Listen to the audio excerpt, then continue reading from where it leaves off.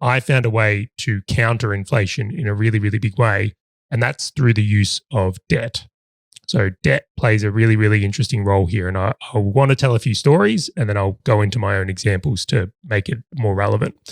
I remember having a conversation with my nan. So yes, my roughly 95-year-old grandmother today about her house because she's been in the same house since I've been alive.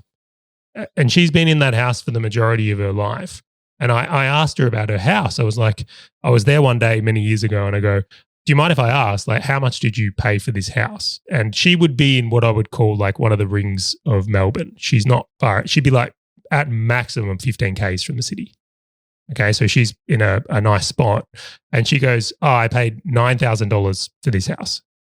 And I said, did you? I go, $9,000? And I'm thinking, like, I could buy that in 1 month now. it's like, oh, it's nothing. Like it's, yep. Yeah. So that's inflation at work. The point I make though is like I asked her this really interesting follow-up question where I said, did you feel it was expensive at the time? Like how did you actually feel about paying $9,000 for a house? And she goes, I was outraged. I go, what do you mean you're outraged? It's $9,000. She goes, at the time, that was a lot of money. She goes, this was like we were stretching to make this work. And I was like, well, isn't that fascinating? Like to think about that in the context of the time horizon here. And I go, well, you know, Nan, and her house is probably worth more than $2 million today, to be transparent. I don't know the exacts, but it would be above 2 if I had to guess. And I look at that and I go, that was $9,000 and it's now $2 million. Like that has actually done an excellent job at preserving her wealth. Correct. Like she's actually done really well. That's tax-free because it's her principal place of residence as well. So she's not going to be taxed on that gain. But it's been a really, really interesting factor. So, and I'm sure many people listening to this will know, you know, their parents bought a house 20 years ago or even 10 years ago. But what I don't think people necessarily realize is the reason that this works so well in concept against inflation is not because of the asset. It's not the house. It's its ability to buy something in today's money and pay for it over a duration of time with the use of a loan or debt that is there. So when you're into investing, one of the tools that's available to us is leverage. And you can do it in property, you can do it in shares, you can do it in crypto. Now, I will say like the differences in those debts, I'm not going to go into, but like there's a lot of nuances. And if you are going to play with any form of leverage, you need to get very educated and get professionals to help you understand the differences because you can make big mistakes here and lose it all. I do caution people to playing with leverage. There's in my opinion, a healthy amount. And then there's like madness that is set to wreck you. And that's like an area to be avoided. You're better off having no debt than too much debt. Right? You really, really are.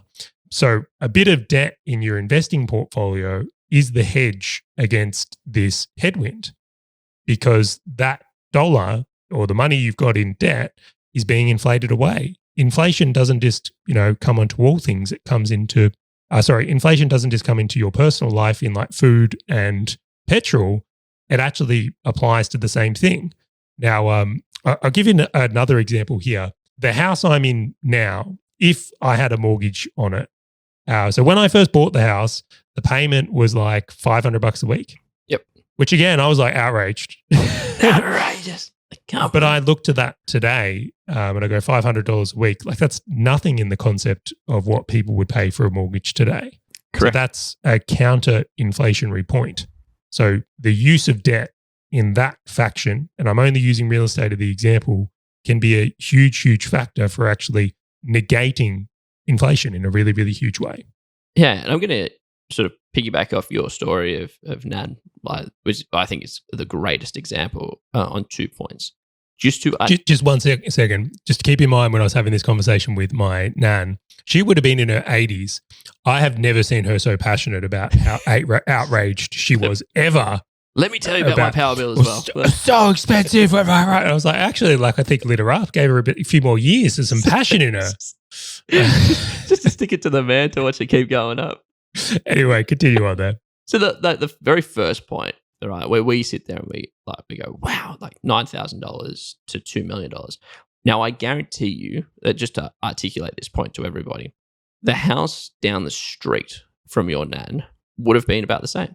would have been about $9,000, and now it'd be worth above $2 million, right? And potentially something in a different suburb would have been maybe $8,000, and now it's maybe worth $1.8 million, right? And the reason I talk about this is that it's not, to your point, it's not the asset, right? Because now everything around it has increased as well. It's like same as petrol, the same as all of these other things.